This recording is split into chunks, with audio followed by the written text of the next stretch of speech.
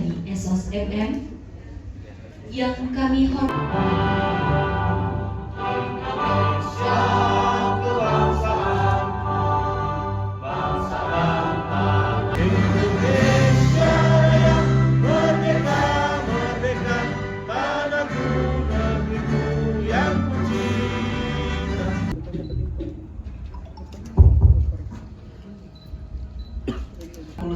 Tahun 2010 tentang Grand Design Reformasi Birokrasi tahun.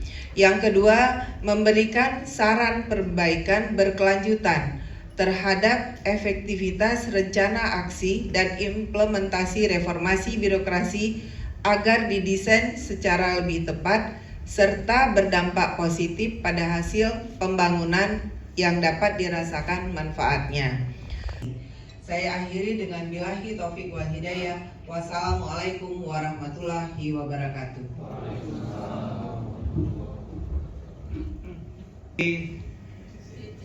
Semin ya, CC ya. Nah, target kita berikutnya tentunya akan lebih meningkat lagi. B itu.